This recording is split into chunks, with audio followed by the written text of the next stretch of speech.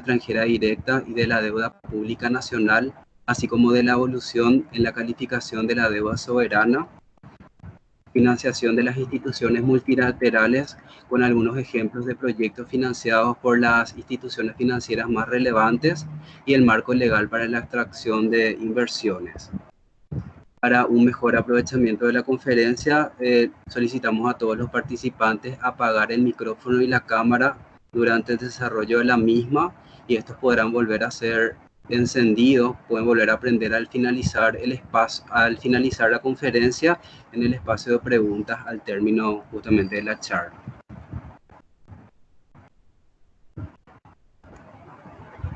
Bueno, muchas gracias, Richard, por tu presentación. Aprovecho para convocar a todos a la conferencia que va a dictar el propio Richard, el profesor Riveros, que será pasado mañana, el día 29, con el tema finanzas personales en tiempos de crisis, que yo creo que es, como se suele decir, de la más rabiosa actualidad. Así que nos veremos, espero que todos, en la conferencia de nuestro profesor. Muchas gracias. Bueno, bienvenidos. Estamos en el medio justamente de este ciclo de conferencias que arrancó el día 21 de abril y que se extiende hasta el día 4 de mayo. Estamos justo en el punto medio. Entonces, bueno, gracias por estar ahí presentes y voy a comenzar la charla. Esta es una disertación. A la hora de hacer un poco la programación, tratamos de combinar pues, disertaciones más quizá pegadas, digamos, a la actualidad, con todo lo que está aconteciendo con la maldita pandemia, con otras que son más, pues a lo mejor más técnicas, y yo creo que la mía pues se encaja dentro de este segundo grupo, ¿no? Es un poquito más técnica. Voy a tratar de hacerlo lo más suave posible, pasar por encima de cuestiones más de detalle y quedarme un poquito con lo grueso, digamos, ¿no?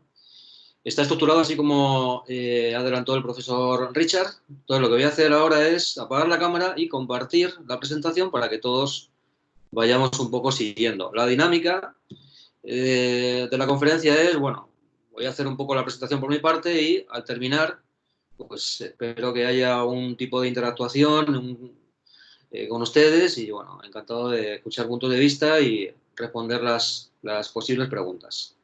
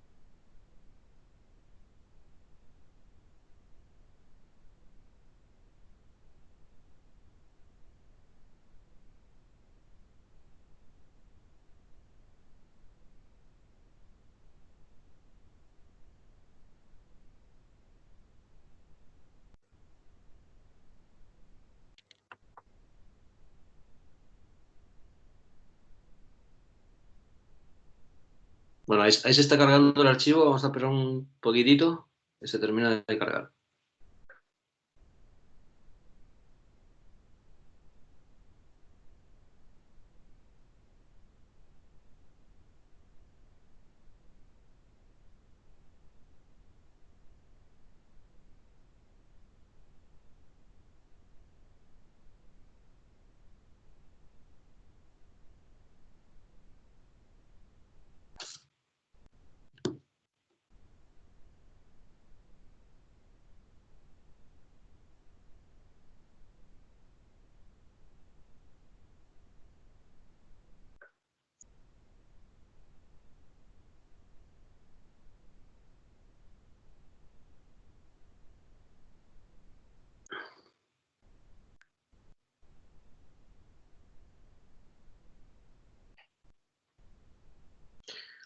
Bueno, ahí está. ¿Se ve?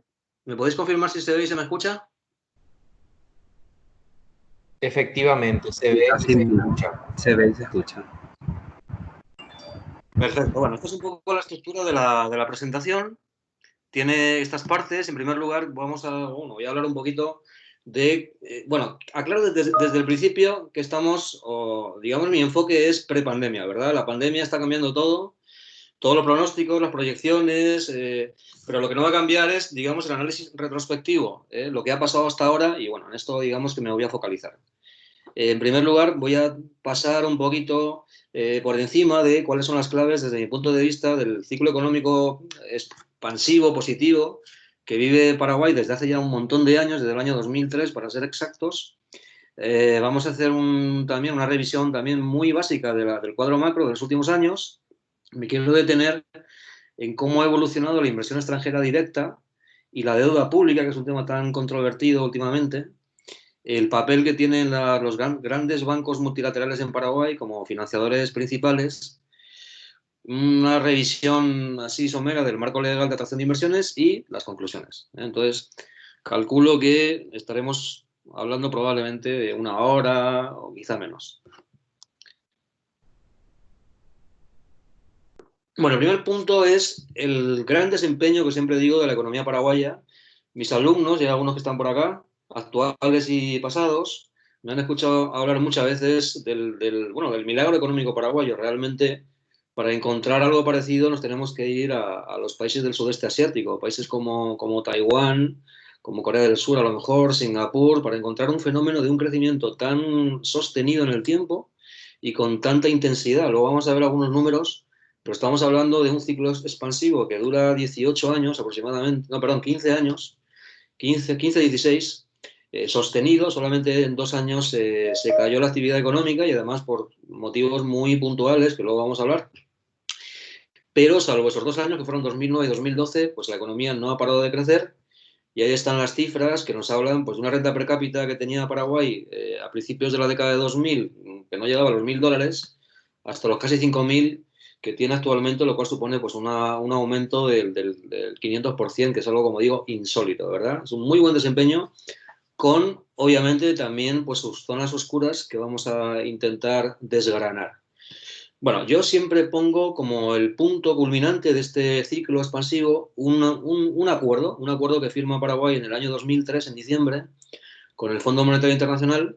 Lo tenéis ahí, en la esquina inferior izquierda, en diciembre del año 2003, siendo presidente de la República en aquel momento el señor Duarte Frutos, hoy director de Yacyretá, y siendo ministro de Hacienda el señor Dionisio Borda, que hoy pues yo creo que todo el mundo reconoce como uno de los grandes tótems, uno de los grandes economistas, de los más influyentes, desde luego, que hay en este país. Es el director del CADEP, que a nivel de, digamos, centro de pensamiento en política económica, pues yo creo que son actualmente los números 1 de Paraguay, ¿no?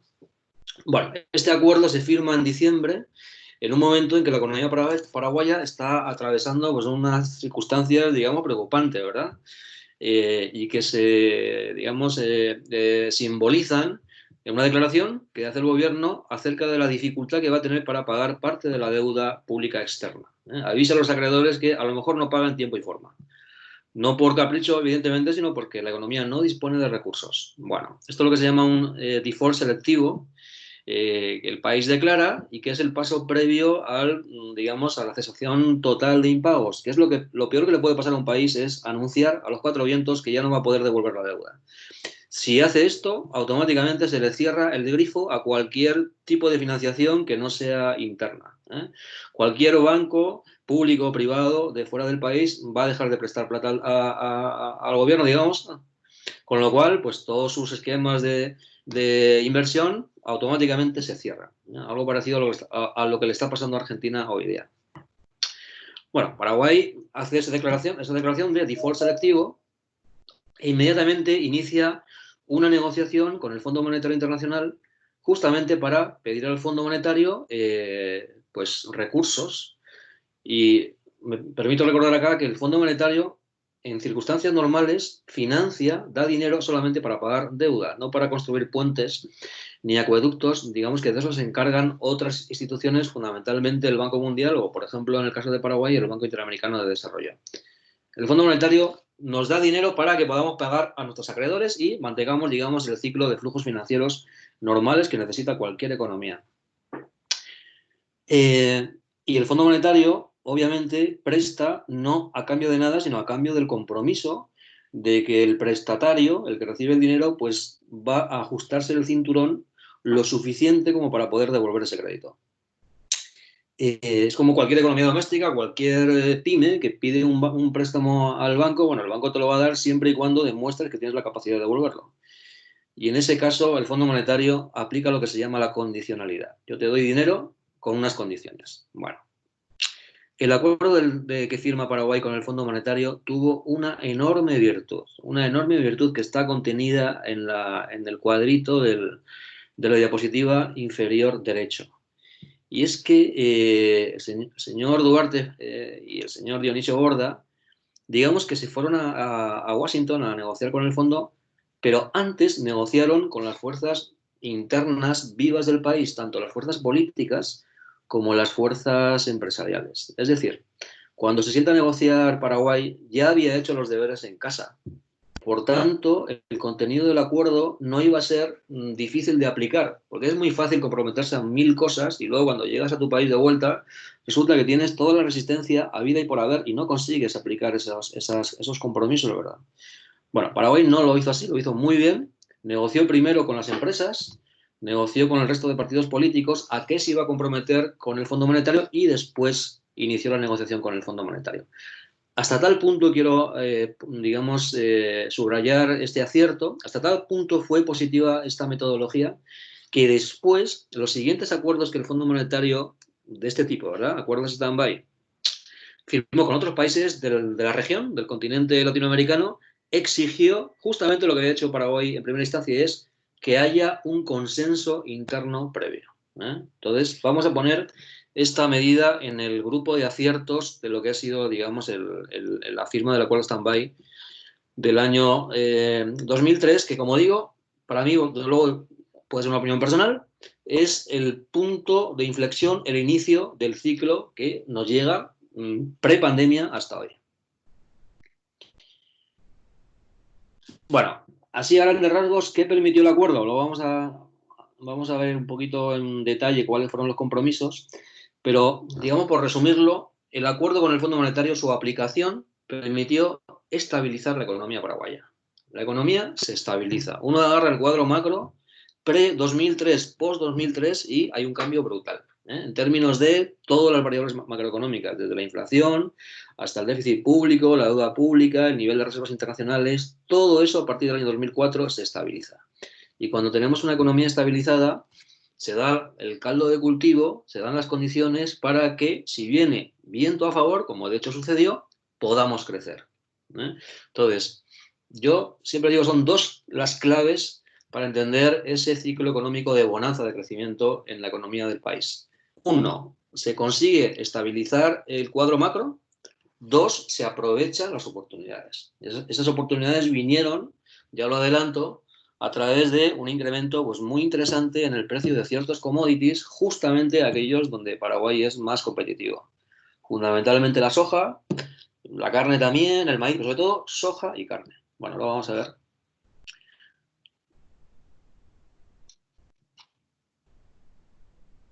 Bueno, esto lo digo yo, pero si nos vamos a las declaraciones de otros organismos no relevantes, por ejemplo, la OMC, la Organización Mundial del Comercio, en el año 2004 aplaude, digamos, la política económica que empieza a implementar Paraguay.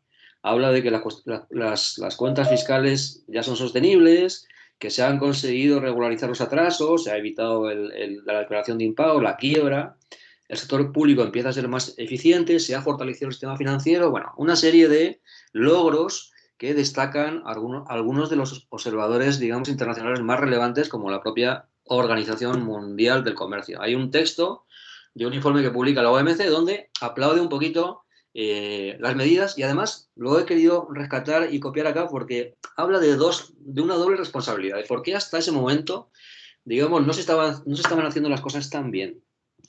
Y habla de dos elementos. Una parte, digamos, deficiencias estructurales, ¿no? El modelo productivo pues, no está suficientemente afinado y ya os adelanto que desde mi punto de vista sigue sin estarlo. El modelo productivo paraguayo es un modelo muy expuesto desde el momento en que se basa demasiado en el monocultivo. Lo vamos a ver después. Esto ya lo apunta la OMC. Y en segundo lugar, una segunda variable que sí es manejable, que es, digamos, mejorable, que es la calidad de la política económica que se está aplicando hasta ese momento, ¿verdad? Entonces, un poquito recuperando este discurso, había hasta ese momento dos problemas. Problemas estructurales. A ver, cualquier problema estructural, por definición, digamos que no es fácil de resolver. Lleva años, inclusive generaciones. Cambiar el modelo productivo de un país, eso lo verán nuestros hijos. Pero lo que sí es importante es comenzar, digamos, el proceso para ir modificándolo. Y luego, la segunda variable, la baja calidad de las políticas económicas. Y este sí que es fácilmente resoluble. Es tan fácil como cambiar la política económica, apostar por políticas económicas de mayor calidad. Y esto yo creo que hizo bien el país a partir de la suscripción de este acuerdo en el año 2003. Como digo acá, uno en el informe y siente, inclusive por el tenor del texto, por cómo se expresa la OMC, siente que hasta quien lo escribió siente cierta emoción. Se siente un comentario emotivo, ¿no? De alegría por, digamos, el buen trabajo realizado. Bueno, se me acaba de ir la presentación, no sé por qué. Dame un segundo.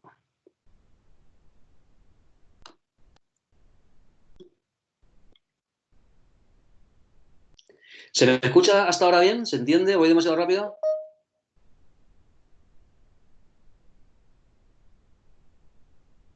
Se entiende, pero es un poco rápido. O sea, se entiende, pero es un poquito rápido. Voy a tratar de bajar por lo menos un par de marchas.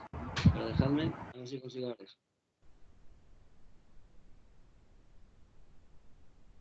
¿Ustedes están viendo el PowerPoint ahora o les ha desaparecido como a mí? No, todavía no podemos ver el PowerPoint. Bueno, damos un segundo entonces, a ver qué pasa, porque aún...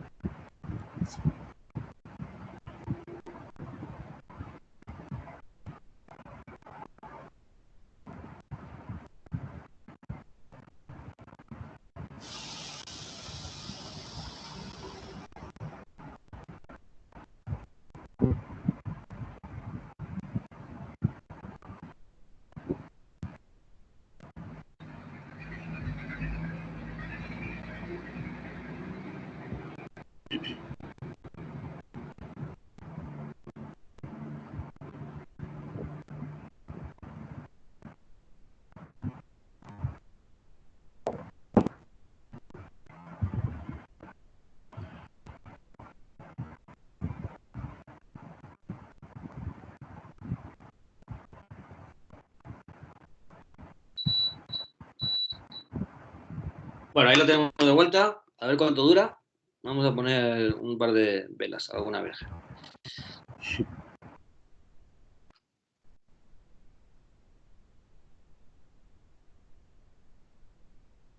Bueno, estoy todo el rato hablando de unas reformas muy importantes que aplicó el gobierno paraguayo y hasta ahora no he mencionado ninguna de ellas. Son muchísimas, en realidad.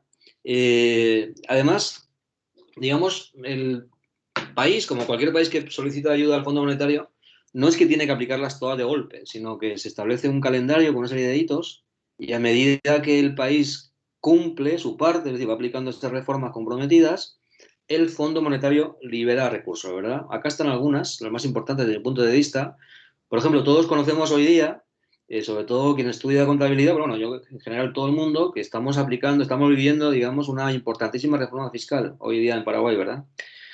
Bueno, esta es la segunda gran reforma. La primera justamente viene o resulta del acuerdo con el Fondo Monetario y corresponde al año 2004. El impuesto a la renta personal que tantos dolores de cabeza está dando a los gestores, pues en realidad se introduce en esa primera gran reforma del 2004 junto con otras. Se cambia también la ley de compras públicas, se introduce un cambio brutal en el sistema financiero, se modifica la ley de bancos, se introduce la banca de segundo piso, la famosa AFD, que antes tenía otro nombre, en fin, un montón de reformas muy importantes que además el país, digamos, acredita que va cumpliendo. Y así, a modo de dato anecdótico, os cuento, como siempre lo digo a mis alumnos, todo este paquete de reformas aplicado por el gobierno paraguayo fundamentalmente sirvió para transmitir confianza al mundo, ¿eh? En el sentido de que se podían hacer este tipo de reformas sin mayor inconveniente y esa confianza tenía tanto valor en plata que el país no necesitó ni un solo dólar de los que pidió el Fondo Monetario. Ni uno. No se liberó ni un dólar. No se necesitó. Se resolvió el problema simplemente transmitiendo la confiabilidad, la economía volvió a emerger, volvió a ser competitiva y los inversores volvieron de vuelta, ¿verdad? Entonces, digamos que acá lo importante fue la señal que se envió al mundo sin necesidad de utilizar los recursos que puso el Fondo Monetario a disposición de Paraguay, que además eran muy pocos, ¿eh? Creo que eran 150 millones de dólares, que para la economía de un país pues es casi calderilla.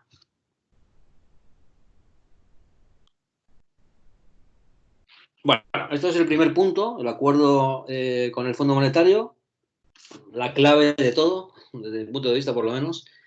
Ahora vamos a ver un poquito cuál ha sido el desempeño en términos de Producto Interno Bruto desde entonces hasta, digamos, de prepandemia. Ya lo he adelantado, es un ciclo de crecimiento de la economía brutal, desconocido. Desde luego, yo creo que en Latinoamérica no hay ningún caso similar con esta duración y hay que irse ya pues, a zonas mucho más lejanas, en Oriente, en el sudeste asiático, para encontrar casos parecidos, ¿no? Todos aquellos países que siguieron la senda de Japón, lo que se llamó el milagro económico japonés, después seguido por los tigres y los dragones asiáticos. Bueno, algo parecido, luego con un modelo totalmente distinto, hay que decir, pero en términos de resultados, pues la verdad que es lo más parecido a lo que está pasando con Paraguay. Ciclo económico desde 2003 a 2019 de crecimiento sostenido, salvo 2 años, 2009 y 2012, que vamos a ver ahora por qué. Un modelo producido, como señalo ahí, de éxito, pero tremendamente arriesgado por el monocultivo. Y simplemente hay que ver, si agarramos el cuadro macroeconómico, la evolución del PIB desagregado por sectores, hay una correlación total entre qué pasa con el sector agropecuario y qué pasa con la economía nacional. Cuando el sector agropecuario se contrajo, la economía nacional se contrajo. Cuando creció mucho, la economía nacional creció mucho. Y además, también quiero aclarar algo que es, yo creo que muy relevante. Bueno, ya me quedo otra vez sin presentación. No importa, mientras la voy alzando, sigo comentando. Decía que hay un dato muy relevante y es, uno agarra el PIB de Paraguay, ¿verdad? Entonces agarran los datos oficiales del Producto Interno Bruto que hace el Banco Central y la distribución por sectores, digamos, el análisis sectorial.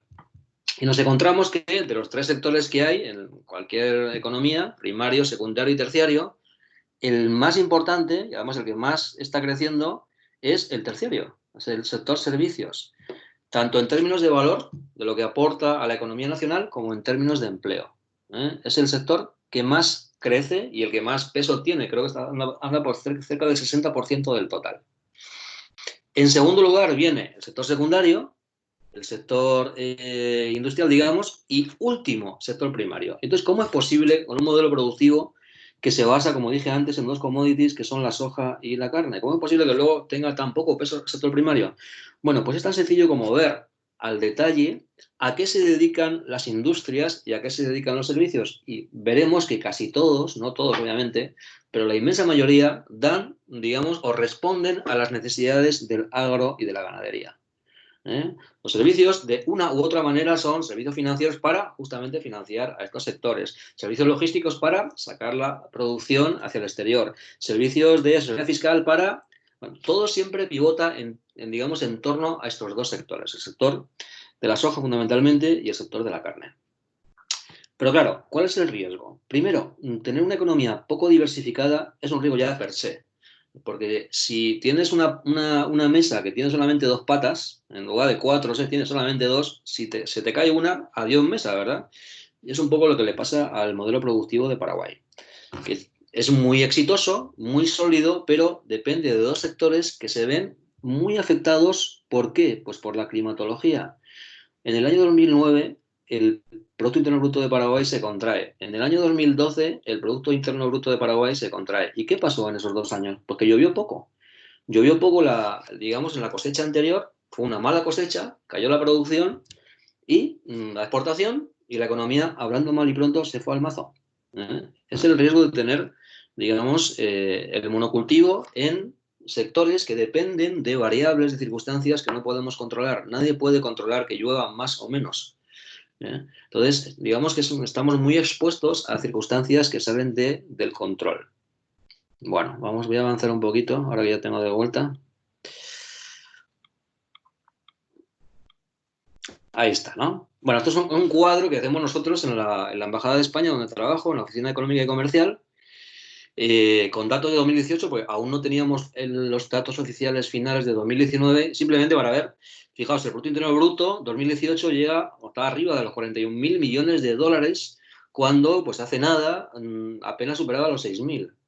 Para que os hagáis una idea, si vamos a hablar de la inflación, hay otra tabla donde es todavía más, se ve todavía más, de forma más clara. Pues hombre, tener una inflación controlada por debajo del 4%, estos son datos de inflación de primer mundo europeo. O sea, es muy difícil mantener tanto tiempo con los precios bajo control. Claro que hay picos en ciertos precios que a todos nos asustan, ¿verdad? Pero el promedio, que es lo que mide el IPC, pues es digamos, un incremento más que razonable. Desde luego la envidia, sin ninguna duda, de la región. El desempleo, ahí también lo tenéis en esta tablita, un desempleo del 5,6%. Yo siempre digo que todo en la vida es relativo, ¿verdad? Todo depende con qué se compare. Uno se puede asustar de que de cada 100 personas que quieren trabajar, pues casi 6 no consigan laburo. Pero comparémoslos con las cifras de desempleo de países muy desarrollados. España, que es mi país, y ni más lejos, pues tenemos una cifra de desempleo casi crónica por encima del 14%, y en algunos casos hemos llegado a superar el 25%, ¿verdad? O sea, que digamos, es un dato más que razonable. El déficit público, controladísimo, por debajo del 1,5%, que es lo que marca, como sabéis, la ley de responsabilidad fiscal. Bueno, son solamente algunos datos un poquito para aportar esta... Y luego encima, resulta que la balanza comercial es superavitaria. Es decir, Paraguay le vende al mundo más de lo que le compra.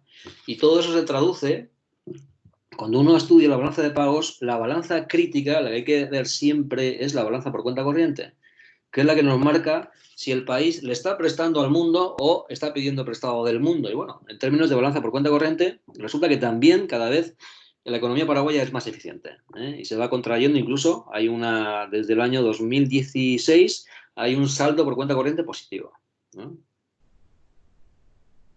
Bueno, ahí no vais a ver porque es demasiado chico, salvo que utilicéis una lupa, pero si pudierais ver, veríais que justo lo que decía antes, ¿no? Esta es la evolución del PIB. Justo cuando el PIB del sector primario se cayó, se cae toda la actividad productiva nacional. Y cuando se mantuvo y creció, digamos, con fuerza, toda la economía nacional crece con fuerza.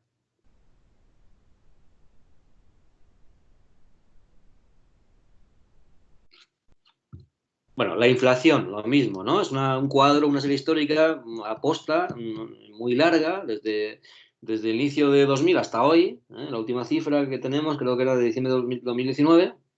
Y veis cómo de a poco se va manteniendo en este rango por debajo del 5%, que es, desde luego, pues todo un éxito de la política monetaria. Lo que nos muestra es el nivel de recaudación, pues también la administración fiscal cada vez más eficiente, con un esquema fiscal cada vez más progresivo, digamos, más justo, y esto permite pues, que aumente la recaudación desde los 6 billones de guaraníes, puestos en millones de guaraníes, hasta los 30 billones, que es multiplicar por 5 pues, en 15 años, ¿no?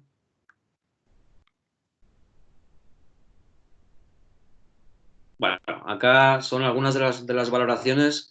Me gusta, digamos, acompañar mi propia valoración con la que emiten otros analistas internacionales, y en este caso, pues el Banco Mundial aplaude todos los logros que se han hecho. Banco Mundial, que tiene una orientación más, digamos, hacia la reducción de la pobreza, de la inequidad, justamente rescata el avance que se ha hecho en términos de reducción de la tasa de pobreza, que hoy día está en torno al 24%, que es una barbaridad, que es muchísimo. Significa que de cada 4 ciudadanos de este país, uno es pobre. No es una buena noticia, pero hay que ver la película completa, hay que ver un poco el análisis dinámico, cómo se ha ido cayendo la tasa de pobreza pues hasta llegar a esta cifra actual, ¿verdad?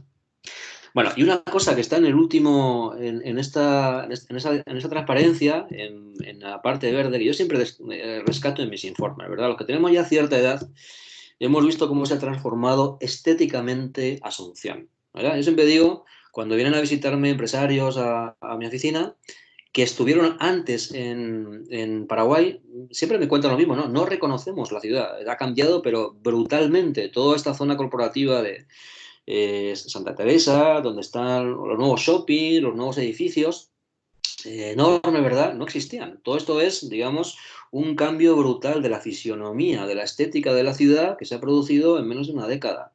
Y no es casual, responde a una realidad. Y es la aparición de una clase media que antes no existía. Antes, sociológicamente, el país estaba dividido en una élite con todos los recursos habidos y por haber, y el resto de la población con economías de subsistencia prácticamente, ¿no? Y hoy día no, hoy hay una clase media potente, emergente, cada vez más grande además. Dice un informe del Banco Mundial que es la segunda en términos de cantidad, y probablemente en poco tiempo se terminará convirtiendo en la primera, muy potente, que quiere probar nuevos platos de comida internacional, y por eso se va, abren shoppings todos los días con restaurantes, con oferta gastronómica, digamos, extranjera, que demandan irse de vacaciones, que quieren una segunda residencia, que quieren comprar una casa en una zona residencial. Bueno, todo esto no existía hace 10 años. Y para mí es un poco la gran prueba de la transformación, no solamente económica, sino social, sociológica, que está viviendo este país. Insisto, pre-pandemia. Y ahora con la pandemia, pues vamos a ver en dónde terminamos todos. Bueno, bueno, todo esto son digamos, valoraciones, en este caso del Banco Mundial, aplaudiendo un poquito las reformas. Esta es una valoración que hace Deloitte, que es posiblemente la consultora privada más importante del mundo. Entonces hace, digamos, la segmentación del ciclo económico por ciclos de 5 años, por segmentos de 5 años, y vemos como los dos últimos, digamos, ahí el crecimiento boyante con un promedio arriba del 5%, insisto, que no importa repetirme, esto no lo ha conocido nadie salvo China y Japón en los años 70.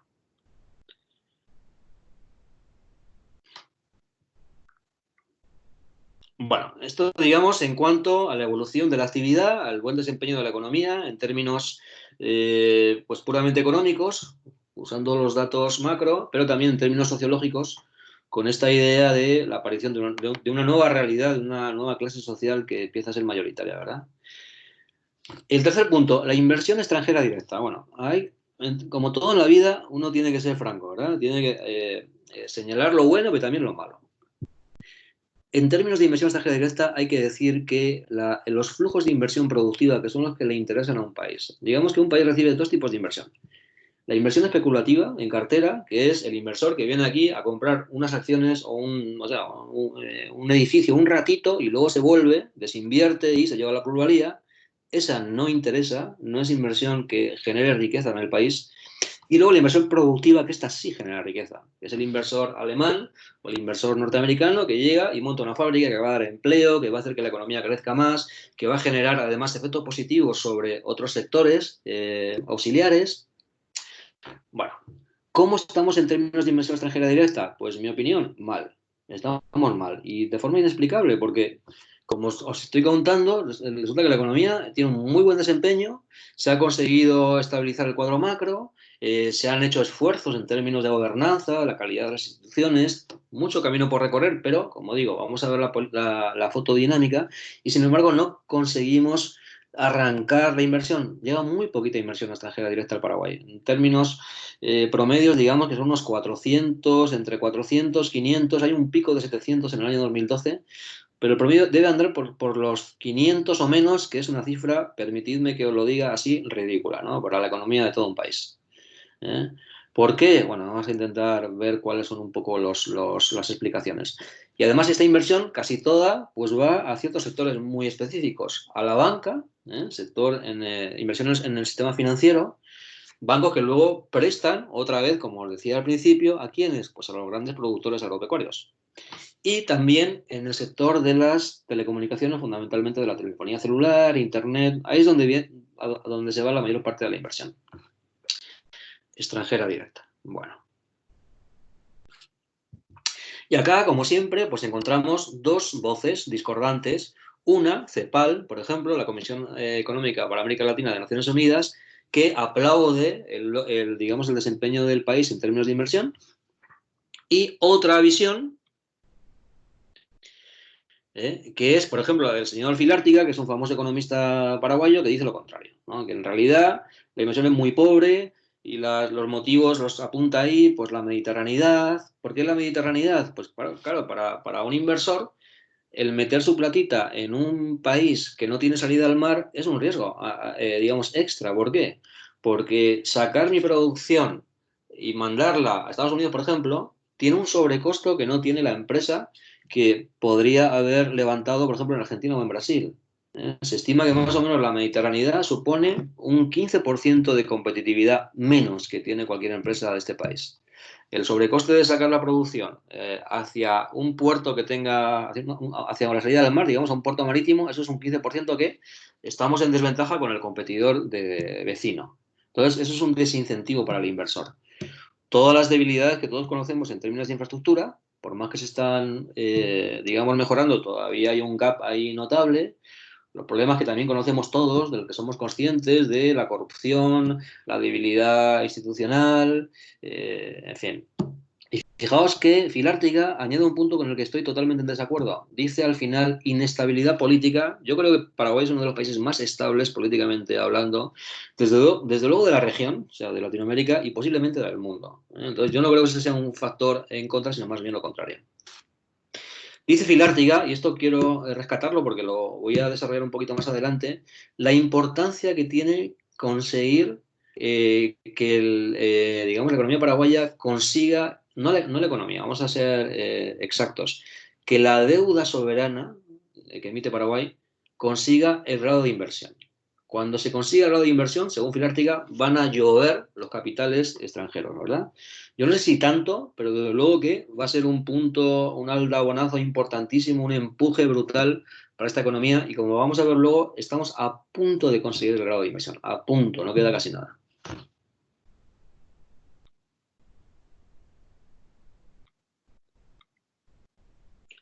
Bueno, también habla del Tratado de Libre Comercio entre la Unión Europea y Mercosur. Esto ya está firmado, falta ponerlo en marcha y desde luego va a ser también una oportunidad importante, ¿verdad? Bueno, ahí está un poco el cuadro de flujos de inversión. Se ve con mucha dificultad, pero bueno, es un poco lo que os decía antes. En los flujos de inversión extranjera directa perdón, están en esa horquilla de entre los 300, 500 millones, que es una cifra pues muy baja, realmente muy baja. Haciendo un poquito la evolución más gráfica, pues ahí veis un poco lo que os decía. En el 2012 es cuando se alcanza el pico con 700 millones de dólares recibidos, justamente en un año en que la economía se contrae, pero digamos que no es lo normal. Más bien nos manejamos en un rango muy inferior. ¿Quién invierte en el país? es un cuadro del Banco Central. Este es el flujo anual, que yo creo que es menos relevante. Sí que es importante el flujo acumulado, digamos, el stock de inversiones. Ahí tenemos que el principal inversor histórico en Paraguay es Estados Unidos, con 1.200 millones de dólares. En segundo lugar está España, con 735. Brasil, Holanda, Chile, Luxemburgo y Panamá serían los principales inversores en Paraguay.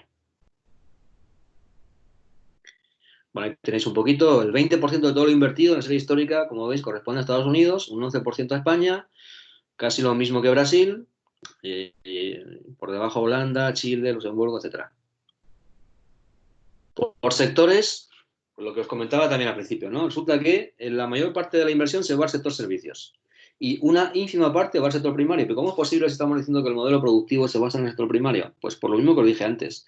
Esas inversiones, finalmente, aunque las reciba un banco o que tengan como finalidad pues, el crecimiento de una operadora de telefonía celular, pivotan en torno al éxito de un modelo productivo que se basa en el campo, clarísimamente, ¿verdad? Bueno, vamos con la deuda pública, y así ya vamos avanzando y voy a intentar terminar en el tiempo que dije al principio. La deuda pública, que es un tema tan controvertido, yo a veces lo veo con cierta, bueno, con distancia siempre y desde luego a veces con sorpresa, ¿verdad? En cuanto a las reacciones y cómo se utiliza el tema de la deuda pública, se utiliza como arma arrojadiza. Y hay mucha demagogia al respecto. Bueno.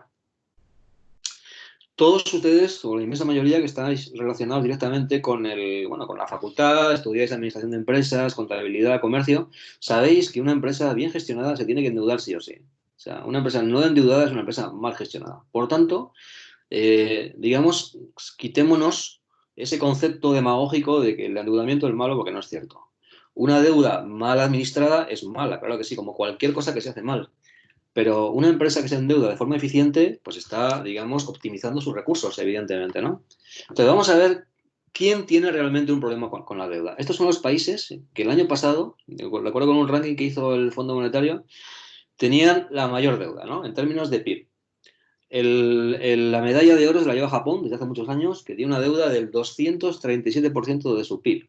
Esto quiere decir que Japón tendría que guardar todo, digamos, todo el beneficio, todo el valor de su producción de bienes y servicios durante 2 años y medio, no destinarlo a nada, juntar toda esa platita y con eso podría pagar lo que debe. Luego hay una serie de países, yo qué sé, Sudán del Sur, Eritrea, Líbano, muy endeudados, pero por razones coyunturales, son países en guerra desde hace muchos años, con economías totalmente quebradas, donde, bueno, digamos que es previsible que no tengan una cuenta muy saneada. Grecia, que está en el tercer lugar, tuvo el gran problema digamos, fue la gran víctima de la crisis financiera, de la última que vivimos antes de la actual, en el año 2008, que prácticamente quebró y, bueno, desde ese entonces, pues tiene una deuda pues casi impagable, ¿no? Portugal, en fin. Bueno, este es el ranking. Con relación a este ranking podemos decir, bueno, en realidad son la excepción, como escribí ahí, son la excepción, obedecen a circunstancias excepcionales, pero lo normal es no estar endeudado. Entonces vámonos al ranking total, al que mide todos los países, ¿no? Que son parte del Fondo Monetario. Ahí tenemos Japón, Sudán del Sur, como hemos visto. En los 30 primeros no aparece Paraguay. Nos vamos a la segunda columna, desde Sri Lanka, Ghana y demás, tampoco nos encontramos con Paraguay. Vamos a seguir buscando. Del 60 al 90, ¿sí? Hacemos un poquito la vista de pájaro rápida, no va a aparecer Paraguay. Coño, del 90 al 120 tampoco, pues va a ser que no estamos tan mal en términos de deuda pública externa, ¿verdad? Bueno, os lo ahorro. Nos tenemos que ir al puesto 163 de 183 países. Es decir, no solamente la deuda pública paraguaya no es un problema, sino que de hecho es de los países menos endeudados del mundo. Por eso vuelvo a lo que dije al principio acerca de la demagogia que se suele hacer con el tema de la deuda, ¿no? Muchas veces nos encontramos enormes titulares en la prensa diciendo Paraguay vuelve a endeudarse, emite deudas, emite bonos soberanos por 500 millones. Pues es que Paraguay tiene muchísimo margen todavía para endeudarse y utilizar esos recursos de forma eficiente. Claro que si yo me endeudo para pagar sueldos, estoy frito, estoy perjudicando enormemente a la economía nacional. Lo normal es endeudarse para financiar inversión, en particular en aquellos sectores donde el país sigue teniendo un problema, por ejemplo, en infraestructuras. Entonces, hace la semana pasada el ministro de Hacienda anunció que se iban a emitir 1.000 millones de dólares en deuda soberana, en bonos, para financiar pues todos los programas sanitarios y de emergencia nacional que lamentablemente nos toca vivir, ¿verdad? Es un poco la excepción a la regla, pero hasta ahora las emisiones de bonos que hizo el Estado paraguayo, tanto internos dentro del país como los que se emitieron en la Bolsa de Nueva York, tenían como finalidad captar recursos para financiar obras en infraestructuras, es decir, solucionar ese cuello de botella que le impide al Paraguay crecer más de lo que podría si tuviera unas buenas carreteras, unos buenos puertos fluviales, unos buenos aeropuertos. Es decir, eso, por lo menos desde mi punto de vista, desde mi humilde opinión, es, digamos, una política económica de calidad.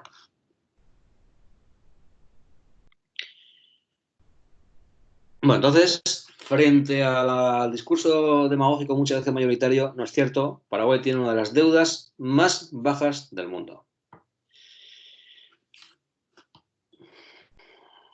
Bueno, no quiero aburriros mucho con el tema de la composición de la deuda. Lo que sí os puedo, digamos, resumir es que la mayor parte de la deuda pública externa, la mayor parte de la deuda pública del Paraguay es externa, es decir, está en manos de no residentes. Acá el criterio es dónde reside el acreedor. Si el acreedor reside en Paraguay, por más que sea polaco, eso es deuda pública interna. Si el acreedor reside fuera de Paraguay, aunque sea paraguayo, eso es deuda pública externa. La mayor parte de la deuda pública paraguaya es deuda pública externa. Ahí tenéis casi el 82% de la deuda pública total. Y la mayor parte corresponde al gobierno, un 86% frente a el menos del 14% que tienen municipalidades y gobernaciones departamentales. Y la mayor parte también está denominada en dólares, como veis ahí, el 80%. Bueno, ahí os he puesto un cuadro. ¿Quiénes son los acreedores? Pues ahí está actualizado hasta el año 2000, hasta diciembre del año pasado. Digamos que los acreedores principales son justamente quienes compraron los bonos que emitió Paraguay, los bonos soberanos, en el mercado de la Bolsa de Valores de Nueva York, que son un 44% del total. En segundo lugar, están las grandes instituciones financieras multilaterales, que tienen el 34%, perdón, y está el Banco Interamericano de Desarrollo, está el Banco Mundial, está Plata, etcétera. Y los bonos internos, es decir, los que compraron residentes, y estos residentes son, como veis ahí en el cuadro, el propio Banco Central, que es el mayor comprador de bonos internos, y los bancos por todos conocidos, el Banco Itaú, BBVA, Banco Regional, todos ellos apenas tienen el 11%. Entonces, la mayor parte de la deuda pública es deuda pública externa, y dentro de esa deuda, la mayor parte la tienen quienes compraron los famosos bonos soberanos que emitió el gobierno paraguayo, que viene emitiendo, si no me equivoco, desde el año 2013. Es una política que implementó, o por lo menos fortaleció el gobierno de Cartes y se ha mantenido hasta ahora.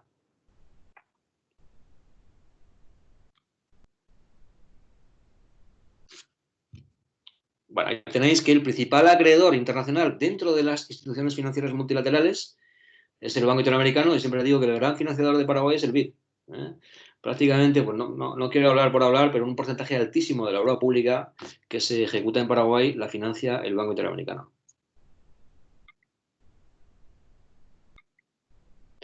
Bueno, y la deuda bilateral, la deuda que tiene el país con gobiernos extranjeros es mínima. Es mínima, es solamente un 2,5% del total, y la inmensa mayoría corresponde a Japón. En particular, proyectos que han sido financiados por la JICA, que tenéis ahí, o lo que es lo mismo, por la Agencia de Cooperación Japonesa, que financia, como todas las agencias de cooperación, en términos financieros pues muy interesantes, con larguísimos plazos para devolver, con periodo de gracia, pero que hay que devolver, ¿no? Bueno. Los bonos internos, como os decía antes, la inmensa mayoría, lo que tenéis ahí en azul, el 30%, los bonos que han comprado residentes, el 30% de ellos los compró el propio Banco Central a través del Fondo de Garantía de Depósitos que administra el Banco Central, y después los bancos en plaza, que ya os comenté anteriormente, ¿verdad?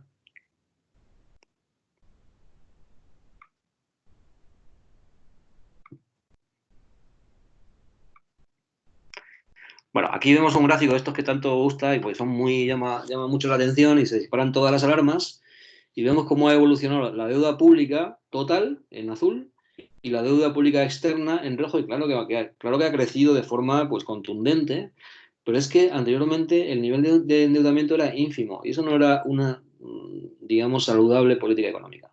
Uno tiene capacidad de crecer, de aumentar su deuda y si lo hace bien de forma eficiente, pues digamos que no es una mala noticia en absoluto. El problema es cuando capta recursos para financiar el gasto corriente. Ahí sí, ahí hay un problema gordo, pero yo creo que no es el caso. Por lo menos no ha sido el caso hasta la urgente emisión que os comentaba recién, que se ha decidido por el Ministerio de Hacienda pues, para financiar todo lo que está suponiendo la pandemia, ¿verdad? Bueno, el incremento de la emisión de bonos pues también es enorme, obviamente. Vamos a un punto que es muy interesante, ya adelanté antes, y es la calificación de la deuda. Supongo que sabéis que hay ciertas empresas, que son las calificadoras de riesgo, que tienen como objetivo, digamos, como actividad económica principal y única en muchos casos, calificar la deuda de los países, es decir, el papel que emite un país. País X emite un pagaré en un mercado financiero donde le promete a quien le compre ese papelito, es un título de deuda, que le va a dar una rentabilidad del X% y al terminar el plazo establecido le devuelve el principal. ¿Verdad? Eso es un título de deuda pública. Bueno, y ahora yo que soy un inversor, ¿cómo me fío de si este país, yo qué sé, imaginaos que quien emite deuda pública es el gobierno de Eritrea, ¿no? Un gobierno de un país africano en guerra. ¿Qué hago? Me dice que me va a dar una rentabilidad del 15%, pero ¿y si no me paga? O cuando llega el vencimiento del título resulta que no me devuelve lo que yo le di. ¿Cómo me fío? Bueno, ahí llegan las calificadoras de riesgo y le dan esa información al potencial inversor. Usted sepa que el papelito de Eritrea es de muy poquita confiabilidad y lo más normal es que usted nunca le devuelvan lo que prestó. Y en cambio, el que emite Alemania, pues eso es 100% seguro, no se preocupe que le van a devolver el préstamo. Bueno, a esto se dedican las calificadoras de riesgo, a decir qué deuda es confiable y cuál no. Si a mí me califican como poco confiable, yo soy el gobierno de Eritrea, y llega Standard & Poor's y me dice, joder, tu deuda es una porquería, ¿eh? ¿Cómo puedo hacer para que aún así me compren? Pues solamente aumentando el tipo de interés, aumentando la rentabilidad, para que el inversor asuma el riesgo de que a lo mejor no le devuelvo el principal, pero a cambio le voy a dar muchísima rentabilidad en términos de tipo de interés. Es decir, que lo que dice la calificadora al final se traduce en que para el país que emite la deuda, esa emisión sea más cara o más barata. A Alemania le cuesta muy poquito emitir deuda porque tiene que pagar poco de rentabilidad, a lo mejor un 1%, un 2%. A Argentina le cuesta un mundo porque para que alguien le compre le tiene que prometer una rentabilidad altísima. De ahí la importancia que tienen estas calificadoras. Según cómo nos califiquen, resulta que vamos a tener que pagar más o menos para conseguir acceder a los recursos que necesitamos para, por ejemplo, construir un puente, ¿verdad? Bueno, esto es un poquito para explicar de forma muy básica en qué consiste el trabajo de las calificadoras de riesgo. La buena noticia es que la calificación de la deuda paraguaya no ha hecho sino crecer desde hace ya unos cuantos años. Y actualmente estamos en el escalón inmediatamente anterior al grado de inversión. Es decir, que cuando retomemos la actividad normal, digamos, y la economía paraguaya, a todo esto abro un paréntesis, todos estamos preocupados por cuestiones sanitarias, por qué va a pasar con nuestro empleo, todo. Vamos a ver la perspectiva de un poquito más alejada, más panorámica. Yo creo que la economía paraguaya es de las que tiene todas las papeletas para salir mejor parada de la actual pandemia. ¿Por qué digo esto? Pues porque el sector servicios de exportación todavía tiene poco peso y la clave del modelo no se va a ver tan afectada por la situación como en otros países. Entonces, yo creo que tenemos que ser optimistas y que con el correr del tiempo volveremos a la normalidad y posiblemente este objetivo tan deseado de conseguir que nos califiquen la deuda como lado de inversión, pues va a llegar. Es cuestión de, yo calculo que 2-3 años como mucho, ¿no? Vamos a ver cómo estamos exactamente posicionados. Mira, esta es la tabla que utilizan las calificadoras de riesgo, las tres principales, Moody's, Standard & Poor's y Fitch. Todo lo que está sombreado en verde, eso significa que se ha alcanzado el grado de inversión. sea, una deuda calificada, por ejemplo, siguiendo la calificación de Moody's, en Baa3, eso significa que Moody's recomienda su compra. No sé si recomienda, pero por lo menos le advierte al inversor que el riesgo es bajo. ¿Y dónde está Paraguay? Vamos a ver. Fijaos que son 3 clasificaciones. Moody's tiene la suya, Standard & Poor's la suya y Fitch la suya también, ¿no? Que coinciden en algunos puntos y en otros no. Y ahí tenéis qué significa cada uno. Tenemos que Paraguay está calificada por Standard & Poor's en BB, por Moody's en Ba1 y en Fitch en BB positivo. Entonces vamos a Standard & Poor's que dice, bueno, y la última revisión, hay que decir, se hizo el año pasado a mediados de año, salvo Fitch que la hizo en diciembre. Bueno, vamos a fijarnos en Standard & Poor's, BB. Vamos para abajo, para atrás. Standard & Poor's, BB, justo un escalón por debajo. Nos queda pasar a BB positivo y ya estaremos en grado de inversión. Vamos a la siguiente. Standard & Poor's es la más dura, porque Moody's y Fitch son todavía, es decir, nos dan todavía más margen a la deuda pública paraguaya. Moody's Ba1, vamos para atrás. Moody's Ba1 y fijaos, estamos inmediatamente ya a un pasito nomás del grado de inversión. La siguiente recalificación, si es positiva, ya nos va a posicionar la deuda paraguaya dentro del grado de inversión y ahí, lo que decía Filártiga al principio, esperemos que lleguen un montón de capitales. Y si nos vamos a Fitch, Fitch nos da doble de positivo, vamos para atrás otra vez. Doble de positivo, otra vez en el escalón inmediatamente anterior al grado de inversión. Si vemos un poquito la evolución, fijaos, aquí vemos cómo ha ido evolucionando la calificación del riesgo de la deuda soberana paraguaya y solamente ha hecho que aumentar desde el año 2006 hasta hoy. Por lo tanto, buenas noticias desde el punto de vista de la calificación de riesgo. Bueno, voy a terminar ya, simplemente a una mención así muy rápida a el papel que desempeñan las instituciones financieras multilaterales en Paraguay. Ya lo dije antes que el principal financiador es el Banco Interamericano como Banco Regional de Desarrollo. Ahí tenéis. Y cada banco, cada IFI tiene su propia orientación estratégica, trabaja en ciertos sectores, tratan de no solaparse unos con otros, que haya cierta coordinación en el papel de los bancos regionales. Entonces, BID tiene una obsesión, digamos, entre comillas, que es pues infraestructura, ¿no? Entonces, sectores prioritarios, agua, saneamiento, energía, luego también el sector financiero, gobernanza, en fin, hay un montón de ejemplos de lo que hace el BID. Ahí tenéis un resumen de la cartera de proyectos y veis que casi el 50% corresponde al transporte y ahí os cuento que hay un truco para entender y es que el BID fue el principal financiador del famoso Metrobús, ¿no? Ese proyecto que dio tantos quebradores de cabeza que desde luego no se, desde mi punto de vista, implementó como había que hacerlo hasta el punto de que, bueno, hoy está en un grave problema hasta judicial por los contratos firmados y que ahora se han cancelado, ¿no? Bueno, algunos ejemplos, por ejemplo, bueno, como sabéis seguramente, normalmente las IFIs no financian solo, sino que cofinancian.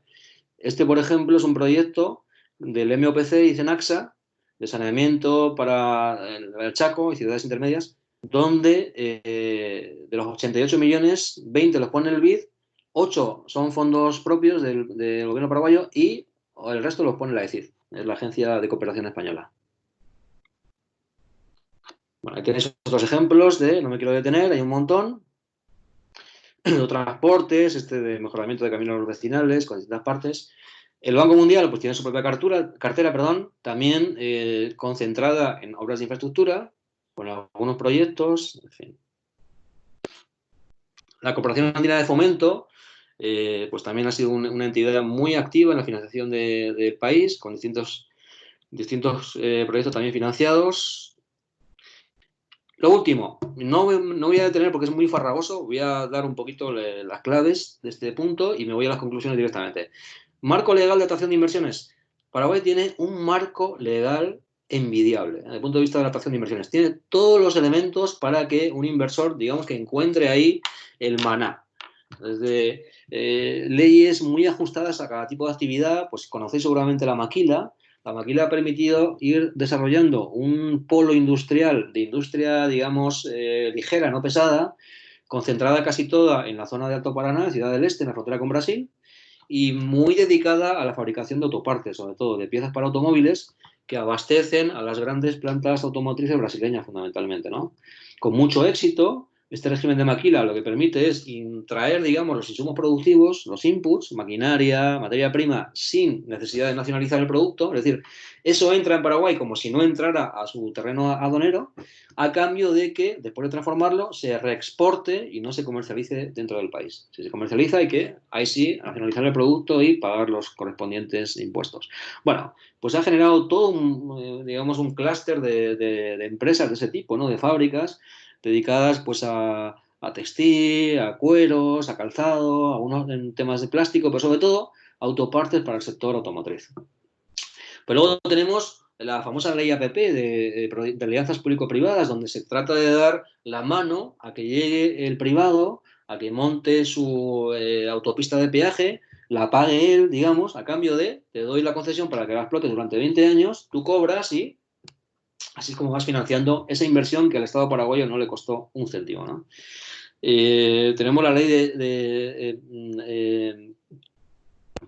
proyectos llave en mano, perdón, donde ahí la gracia, digamos, de este marco legal es que el contratista, por ejemplo, la MOPC, no asume ningún riesgo. ¿Por qué? Pues porque la empresa construye un puente y cualquier problema que se pueda generar, por ejemplo, la pandemia que vivimos hoy día y que le genera un sobrecosto no previsto, eso, digamos, hablando mal y pronto, se lo come la empresa. Y el contratante, pues, digamos, no asume ningún tipo de riesgo. Es decir, hay todo un esquema legal muy interesante con distintas alternativas para, digamos, la naturaleza de cada inversión, donde se le da al inversor pues cierta seguridad en cuanto a la no alteración de las reglas de juego, ¿no? Entonces, todos los analistas, nosotros también en la embajada destacamos que el marco legal de atracción de inversiones con el que cuenta Paraguay es pues, realmente muy sólido, además con distintas alternativas según el tipo de inversión, y bueno, por eso vuelvo a mi reflexión anterior. ¿Cómo es posible que con todos estos elementos todavía no esté llegando la inversión extranjera directa con la intensidad que nos gustaría, ¿verdad? Bueno, entonces me voy ya a las conclusiones para terminar. Dame un segundo, que se tarda en cargar. A ver.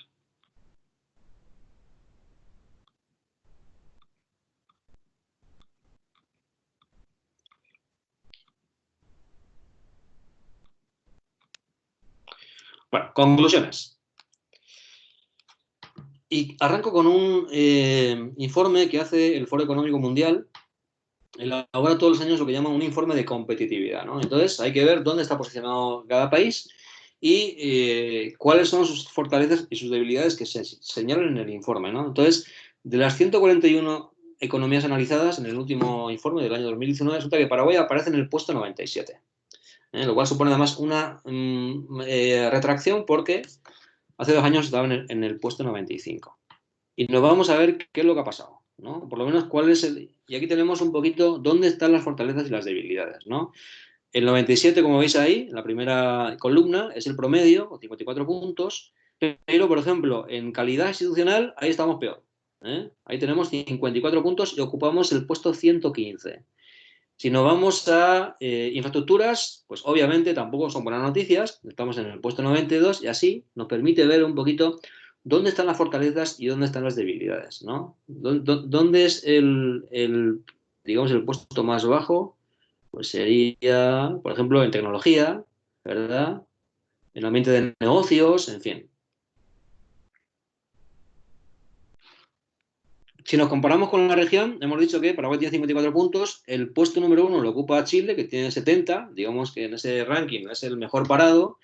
Uruguay, Colombia, Perú, Panamá son, digamos, quienes ocupan los primeros lugares, ¿no? Si nos vamos a la puntuación por rubros, lo que os decía antes, ¿no? ¿Dónde estamos peor, dónde estamos mejor?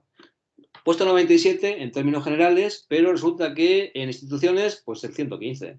Y en cambio, en el mercado de productos, pues no estamos tan mal, en el puesto 72. Bueno, un poquito como para tener un parámetro de referencia. Conclusión, la primera, que siempre destaco, lo primero es que Paraguay, lamentablemente, todavía sigue siendo un gran desconocido en el mundo, digamos, para el inversor internacional. Entonces, si es un desconocido, un objetivo básico de cualquier política de Estado es dar a conocer el país. Darlo a conocer para que, bueno, consigamos este objetivo de atraer esa inversión que nos falta para dar el salto definitivo hacia el desarrollo, ¿no? ¿Cuáles son desde mi punto de vista los pros, las circunstancias a favor? La estabilidad política. Ya lo dije antes, no estoy totalmente en desacuerdo con lo que dice el economista Filártiga. Yo creo que Paraguay es uno de los países más estables del mundo desde el punto de vista político. Claro que hay, digamos, conflictos internos entre un partido y otro, incluso dentro de un partido entre la bancada A y la bancada B. No importa, lo que hay que ver es cuánto duran los gobiernos, si se mantienen de forma estable, si se suceden a través de unas elecciones democráticas, y esto es así. Es así. Tuvimos un pequeño paréntesis en la época del juicio político a Lugo, que introdujo cierta inestabilidad, pero digamos que la serie histórica desde el año 2000 para acá pues, muestra una gran estabilidad política. Es un país enormemente abierto al exterior, en todos los sentidos, con una legislación además muy proclive para que venga el capital de afuera. Hay muchísima mano de obra muy joven, ¿verdad? Muy competitiva en todo, no solamente en precios, sino en habilidades. Una mano de obra que es, desde luego, un elemento favorable para convencer al inversor que quiere montar una fábrica a que lo haga en Paraguay. Como sabemos todos, hay muchísima energía y a un precio razonable. Y además, a pesar de que nos parezca lo contrario, la fiscalidad es bajísima. O sea, la presión fiscal de Paraguay es del 13,5%, cuando el promedio en la región está por encima del 25%, y si nos vamos a Europa, pues llegamos en algunos casos al 60%. Todos estos son los elementos a favor. ¿Cuáles son los elementos en contra? Bueno, pues lo que comenté al principio, hay un modelo productivo exitoso pero de enorme riesgo, porque depende mucho de la lluvia, básicamente, hablando así de forma muy, digamos, reducida. Muy sensible a los shocks externos, no está suficientemente protegida. La calidad de las instituciones sigue siendo débil, hay que hablar de la corrupción. Hay un problema gordo todavía en términos de formación y de capacitación. Y hay un gap en infraestructuras que estamos en el proceso de corregir, pero todavía, digamos, hay un largo recorrido por recorrer, valga la redundancia. Bueno, acá termino mi presentación, espero no haberos aburrido mucho y me quedo a vuestra disposición para las preguntas o opiniones, encantado. Muchas gracias.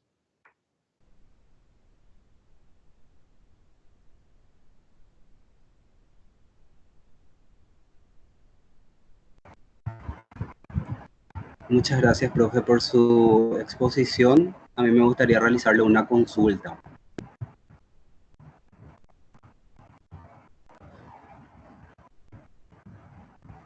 Considerando que en el Paraguay existen ciertos atractivos relacionados, por ejemplo, a la baja presión tributaria, a la estabilidad política, al régimen de incentivos fiscales, por ejemplo, para la inversión de capital de origen nacional y extranjero, contemplados en la ley. Perdón. ¿Sí me escuchas, profe? ¿Sabes que salí sin querer? ¿Me puedes repetir otra vez, por favor? Sí, perfecto. Bueno, a mí me gustaría realizarle una consulta, ¿sí? Considerando ciertos atractivos que están relacionados, que existen en Paraguay relacionados, por ejemplo, a la baja presión tributaria, a la estabilidad política, al régimen de maquila, al régimen de incentivos fiscales para la inversión de capital de origen nacional y extranjeros, contemplados, por ejemplo, en la ley 6090, y también la buena calificación, la calificación estable que las calificadoras de riesgo ponen a Paraguay, que están a un escalón del grado de inversión. En su opinión, en términos de inversión extranjera directa, ¿qué aspectos deberíamos de mejorar para poder atraer mayores inversionistas extranjeros y que estas inversiones no sean solamente en el rubro de servicios? Bueno, muchas gracias por tu pregunta. A ver, esa es, como se suele decir, ¿no? Es la pregunta del millón. Es la pregunta, ¿qué es lo que está faltando? ¿Qué es lo que está faltando? Yo creo que muchos analistas todavía no entienden, no encuentran la explicación. Yo creo que por una parte puede ser esa falta de conocimiento que tiene todavía el país. Yo esto, mira, os lo he vivido en carne propia, digamos. En mi trabajo en la oficina comercial de la Embajada de España, hemos visto cómo de cero interés que existió durante muchos años por invertir, por parte de nuestras grandes empresas, por invertir acá, de repente, aplicando la estrategia de la gota malaya, de a poquito, digamos, hemos notado cómo empieza a ponerse a Paraguay en el radar de las grandes multinacionales españolas, ¿no? Sobre todo las que se dedican a temas de infraestructura.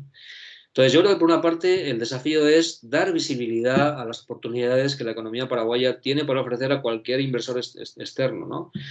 Y luego tratar de revertir también, porque, como decía, o sea, el problema es que no hay información sobre el país. Y es verdad que a veces la poca que hay es negativa, por los problemas de corrupción que todos conocemos, ¿no? Entonces, el esfuerzo es dar a conocer y además trasladar una imagen positiva. Yo me acuerdo, no quiero dar nombres, pero hace relativamente poco un ministro del gobierno paraguayo pues se dedicó de forma activa y loable, y nosotros lo aplaudimos desde luego, a recorrer el mundo vendiendo el país, pero literalmente vendiendo el país. Hacía presentaciones allá donde le dejaban, digamos, explicando las bonanzas que tú has señalado antes, profesor, justamente la baja presión fiscal, de tener una mano de obra pues muy motivada, joven además, dispuesta a trabajar, de tener además un marco legal totalmente propicio para la atracción de inversiones, los impuestos son reducidísimos. Bueno,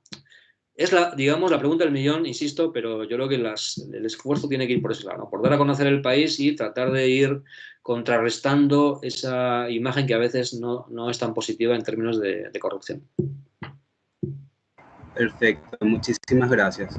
Ahora vamos a iniciar el espacio de preguntas para los participantes. Si es que alguien quiere comentar algo, realizar alguna consulta.